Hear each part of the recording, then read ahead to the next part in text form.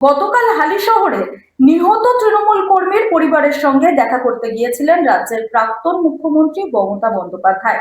এরপরই আজ হালিশহরে নিহত তৃণমূল কর্মীর বাড়িতে পৌঁছালেন মুখ্যমন্ত্রী শুভেন্দু অধিকারী। আজ সকালে হালিশহরে গেলেন মুখ্যমন্ত্রী শুভেন্দু অধিকারী। সেখানে গিয়ে লকআপে মৃত তৃণমূল কর্মীর পরিবারের সঙ্গে দেখা করেন তিনি। তারপর সাংবাদিকদের মুখোমুখি হয়ে মুখ খোলেন মুখ্যমন্ত্রী। তিনি মেনে নেন পুলিশের হেফাজতেই মৃত্যু হয়েছে ওই তৃণমূল কর্মীর। সেই মতো পুলিশের বিরুদ্ধে কড়া ব্যবস্থাও নেওয়া হয়েছে। পাশাপাশি মৃতের স্ত্রীকে মুখ্যমন্ত্রীর অ্যাটেন্ডেন্ট হিসাবে চাকরি দেওয়ার কথা জানানো হয়েছে। পশ্চিমবঙ্গ সরকারের পক্ষ থেকে 10 লক্ষ টাকা অর্থ সাহায্য করা হচ্ছে ওই পরিবারকে। পাশাপাশি মৃতের 2 সন্তানের পড়াশোনার ক্ষেত্রেও রাজ্য সরকার সাহায্য করবে বলে জানিয়ে দেন শুভেন্দু অধিকারী। উল্লেখ্য, কাঁচরাপাড়ায় পুলিশি হেফাজতে থাকাকালীন মৃত কর্মী বিরজু কেটওয়াড়া পরিবারের সদস্যদের সঙ্গে সাক্ষাৎ করতে যান রাজ্যের প্রাক্তন মুখ্যমন্ত্রী মমতা বন্দ্যোপাধ্যায়। যাওয়ার সময় বিজেপি কর্মী সমর্থকদের অভূতপূর্ব বিক্ষোভের মুখে পড়েন মমতা বন্দ্যোপাধ্যায়। নিহতের শোকার্ত পরিবারের পাশে দাঁড়াতে গেলেন কাঁচরাপাড়ায় তার গাড়ি ঘিরে ধরে চরম বিক্ষোভ প্রদর্শন করা হয়। গাড়ি লক্ষ্য করে ছোড়া হয় কাদা, ছোড়া হয় চটি, এমনকি তাকে চোর চোর স্লোগান, ডাকাত রানী স্লোগানও দেওয়া হয়। অন্যদিকে বিজেপির পাল্টা দাবিও উঠেছিল, প্রাক্তন মুখ্যমন্ত্রী এলাকায় রাজনৈতিক উস্কানি ছড়াতেই কাঁচরাপাড়ায় এসেছিলেন, যার প্রতিবাদ করেছেন সাধারণ মানুষ। তবে এই ঘটনার পর রাজ্য সরকার ও পুলিশ প্রশাসনকে এক হাতে নিয়েছিলেন মমতা বন্দ্যোপাধ্যায়। আবার শুভেন্দু অধিকারী সেই পুলিশ প্রশাসনের দায় কিন্তু কখনো এড়িয়ে না গিয়ে পুলিশের বিরুদ্ধেই কড়া পদক্ষেপ নিলেন। Bureau report, রাতদিন news network.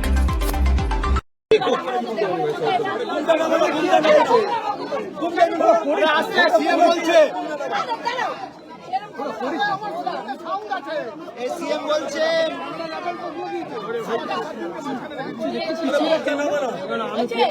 সবাই যাবে না দাদা।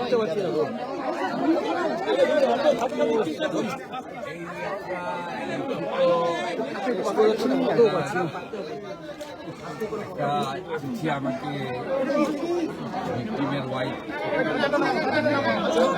যে ছেলেটি মারা গেছে, আমার হাতে দিয়েছে।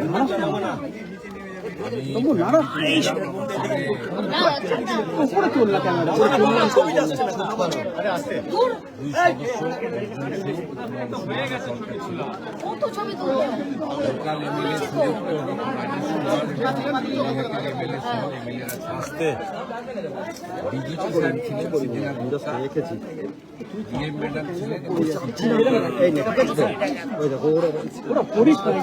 পক্ষ থেকে কৃতজ্ঞতা জানিয়েছি। তারা এই মৃত্যুকে নিয়ে রাজনীতি করার এবং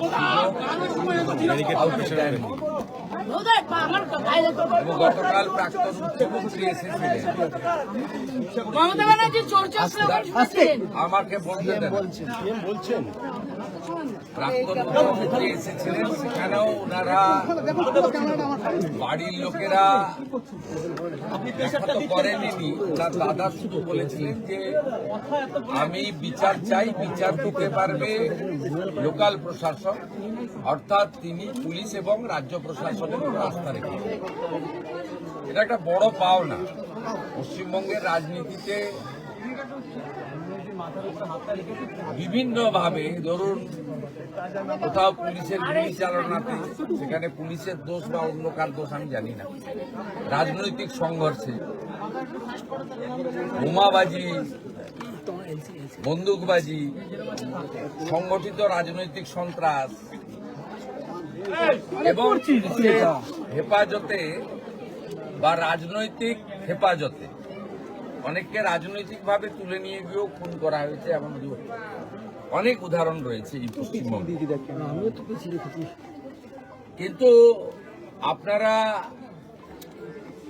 আমি প্রয়াত জ্যোতিবাবুর কথা বলবো না, প্রয়াত বুদ্ধবাবু এবং প্রাক্তন মুখ্যমন্ত্রী মমতা ব্যানার্জির সময়ে একটা উদাহরণ দেখাতে পারবেন না যে রাজ্য সরকারের প্রশাসনিক প্রধান মুখ্যমন্ত্রী তিনি রাজ্য মন্ত্রিসভার সদস্য ডিজিপি তাকে সাথে নিয়ে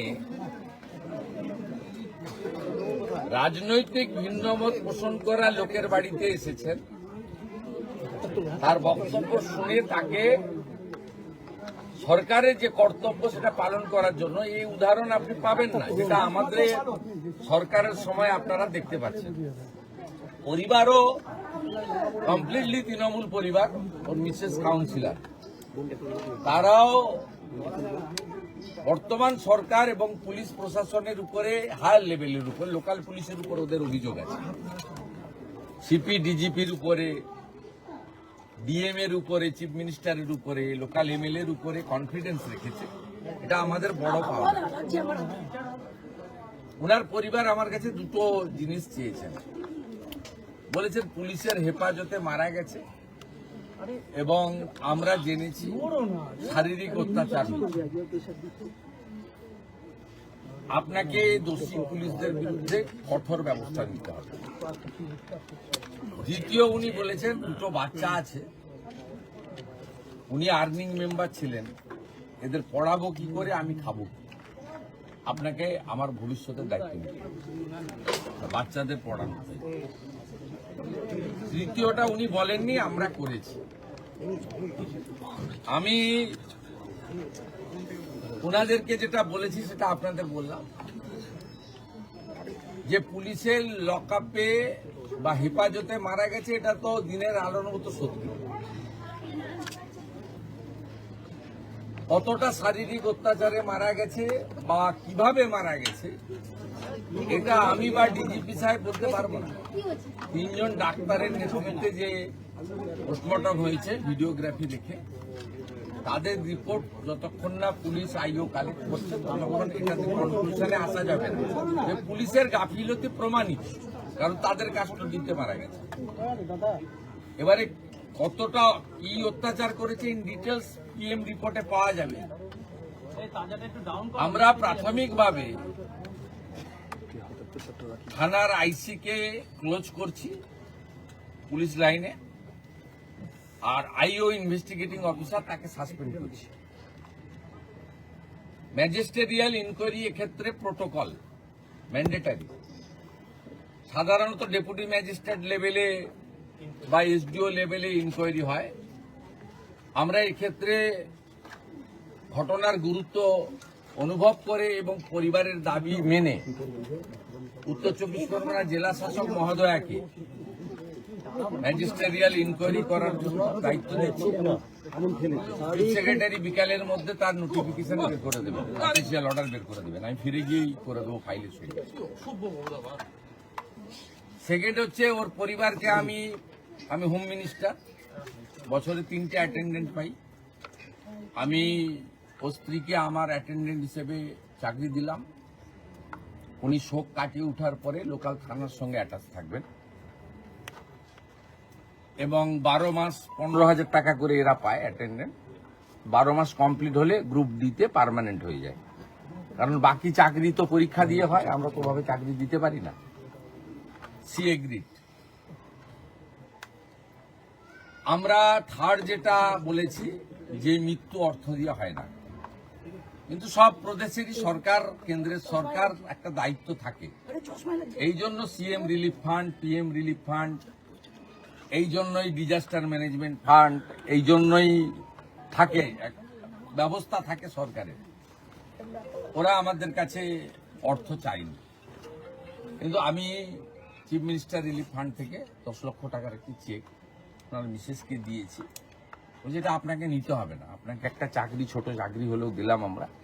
দুটো বাচ্চার নামে আপনি এমআই করে দেন, পড়াশোনাটা দেখতে হবে।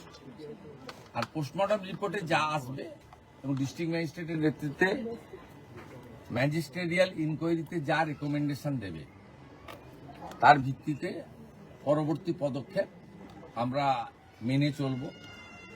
কাস্টোডিয়াল ডেথের ক্ষেত্রে সুপ্রিম কোর্টের, এনএইচআরসির এবং রাজ্য সরকারের নিজস্ব কিছু ব্যবস্থা রয়েছে, সেই ব্যবস্থা মেনেই এটা করবে। ডিজিপি সাহেব পার্সোনালি এবং হোম সেক্রেটারি ম্যাডাম পার্সোনালি এটা লুক আফটার করবে।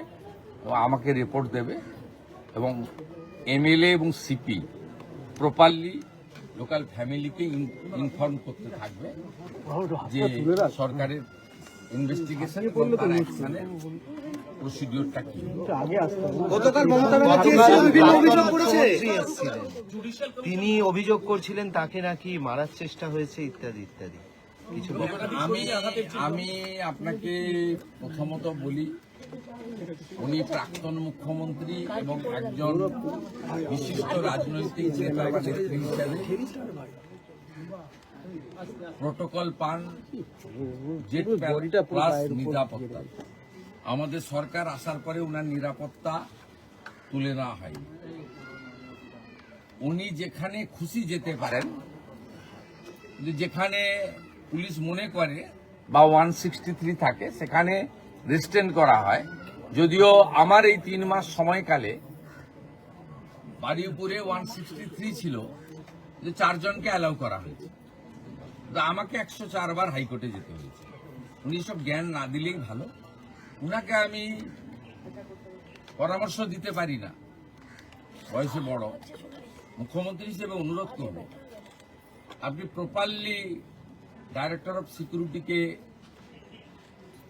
সিপি কলকাতাকে, এডিজিএলওকে, যদি ডিজিপি আপনার পছন্দের না হয়ে থাকে, আপনি যাকে পছন্দ করেন, বা আপনার অফিস তো আছে, আপনার পার্টি আছে, এখনো ছোট হয়ে গেলেও আছে, ভেঙে গেলেও আছে, তা আপনি মেল করে আপনার শিডিউল জানালে আপনি যে প্রোটেকশন পান অ্যাজ পার ব্লু বুক, সেই প্রোটেকশন আপনি পাবেন। কালকে আপনি না জানিয়ে এসেছেন এবং ভারতীয় জনতা পার্টির কোনো লোককে আমি ছবিতে দেখিনি। আমাদের এমএলএ বরঞ্চ জানার পরে লোকজনকে সরিয়ে নেওয়ার ব্যবস্থা করেছে। আর আমি সিপিকে ধন্যবাদ দেব, তিনি ডিসির নেতৃত্বে, আমি টিভিতে আপনারা এখনো দেখাচ্ছেন, মাঝে মাঝে দেখেছি, অন্তত কয়েকশো পুলিশ ছিল। এই পুলিশ মোবিলাইজেশন করতেও টাইম লাগে। এই পুলিশ মোবিলাইজেশন করতেও একটা থানাতে এত পুলিশ থাকে না, লাইনে থাকে, ব্যাটালিয়ানে থাকে, সেখান থেকে ফোর্স আনতে হয় যখন ভিআইপিরা আসেন। তা পুলিশকে আপনি কোনো সুযোগই দেননি। তারপরেও আমি বলবো কিছুই ঘটেনি। আর আপনার ওই পাথর টাথরের গল্প, ওগুলো সব মানুষ দেখেছে। আমি আপনাকে পরামর্শ না দিয়ে অনুরোধ করব, আপনি কোথাও গেলে পুলিশকে টাইম নিয়ে জানিয়ে আসবেন। যতটুকু ব্যবস্থা করার পুলিশ করবে এবং আপনার যদি কোনো লোক থাকে তার সঙ্গে লিয়াজো করেই করবে। আপনি যেখানে খুশি যেতে পারেন, কিন্তু আপনি 15 বছরে 315 জন বিজেপি কর্মীকে খুন করেছেন। এর সাথে অভয়ার মতো ইনসিডেন্ট অসংখ্য। আপনি কোথাও একবারও কোনো আপনার অপোজিট থটের লোকের বাড়িতে গিয়ে সহানুভূতি দেখিয়েছেন, এ উদাহরণ নেই। আপনার সময়ে রাজবংশী যুবক মৃত্যুঞ্জয় বর্মনকে এএসআই মোয়াজ্জেম হোসেন কালিয়াগঞ্জে মাঝরাতে বুকে গুলি করে খুন করেছে। আপনি মৃত্যুঞ্জয় বর্মনের পরিবারের পাশে দাঁড়াননি, কিন্তু আপনার দলের কর্মী এবং আপনার দলের কর্মী স্ত্রী, যিনি তৃণমূল কংগ্রেসের এখানকার কাউন্সিলর, তার বাড়িতে রাজ্যের মুখ্যমন্ত্রী হাই লেভেল টিম নিয়ে এসে পরিবার যা যা চেয়েছে প্রাথমিকভাবে সেটা পূরণ করার মধ্য দিয়ে একটা মুখ্যমন্ত্রীর শুধু দলের নয়, রাজ্যের, এটা আপনাকে আমি বুঝিয়ে দিয়ে গেলাম, শিখিয়ে দিয়ে গেলাম। যেটা আপনি করতে পারেননি সেটা শুভেন্দু অধিকারী করার চেষ্টা করুন। Sir, today you visited the deceased wife, and this is the first time we have seen that CM visiting the another party member's house. Sir, kindly brief, sir. It's a very pathetic and painful incident. Yesterday, ex-CM tried to enter his family, but their family member opposed. they shown their faith and confidence to the state government and local administration. We visited the house and met with the wife of the victim along with my cabinet colleagues, local MLAs, Honorable DGP, Honorable District Magistrate and others. And the family submitted some specific demand and request to me. I am trying my best to fulfill their commitment. So what are the actions taken by you, sir? Initially, we are waiting for postmortem report. We suspended the local investigating officer and closed the officer in charge of the local police station because that person was in custody. Second thing, under the leadership of the district magistrate, the magisterial inquiry will start and they will find out the actual reason. State government declared one service to victim wife. She will engage soon, and on behalf of the state government, we handed over a 10 lakh rupees check to family. Family accepted it. We are satisfied. Sir, who attacked Mamata Banerjee? She alleges it was a planned attempt to assassinate her yesterday. And she alleging that towards the BJP workers. It's a political motive. Mamata Banerjee should look why the chief minister, the functioning of the chief minister, what type the public is need. In her regime, 315 BJP workers brutally killed by the Byzantine. Not a single case. She visited the site, she met with the family, declared any compensation. Yesterday, she came here to disturb the area, not inform the police properly. She is holding the Z plus category. Don't try to disturb the normalcy of the state. কারুর এগেনস্টে ব্যবস্থা নেওয়া হবে आप भी थे ना? বলছি वो क्या बोलता है कादा बांग्ला में? उसमें कोई मर जाता है? কারুর এগেনস্টে ব্যবস্থা নেওয়া হবে কালকের ঘটনায় কোনো ব্যবস্থা কিছু No need.